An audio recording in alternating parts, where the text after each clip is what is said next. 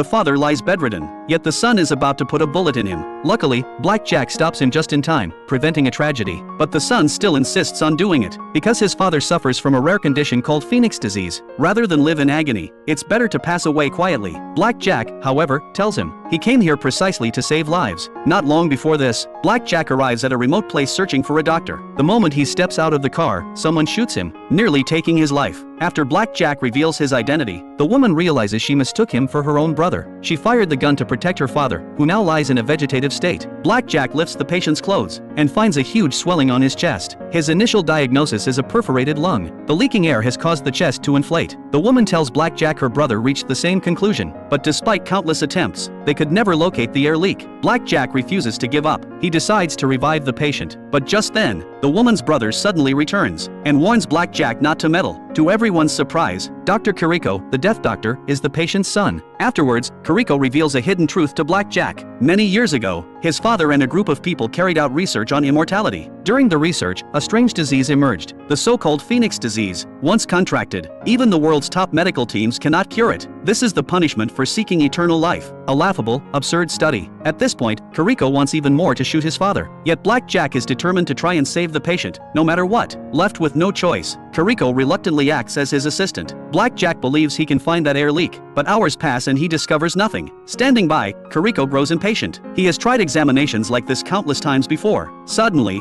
Black Jack thinks of a way. He tells Kiriko to fetch water and pour it into the patient's chest cavity. Using this method, Black Jack finally locates the leak, but it's too late. Kiriko secretly poisoned the water. The patient has only 10 minutes left to live. Furious, Black Jack punches Kiriko in the face. He cannot understand how Kiriko can treat a life so carelessly. Time is running out. Black Jack immediately performs emergency resuscitation surgery on the patient. Thanks to his efforts, the patient's heart starts beating again. Black Jack thinks he can finally breathe a sigh of relief. But in a flash, the patient's vital signs begin to plummet. Black Jack cannot understand why this is happening. Kiriko tells him, this is Phoenix disease. No matter how brilliant the doctor, it can never be cured. In his final moments, the patient wakes up, says thank you to his son Kiriko, and then closes his eyes forever. Black Jack cannot accept this cruel reality. After it is all over, Kiriko leaves without saying goodbye to anyone.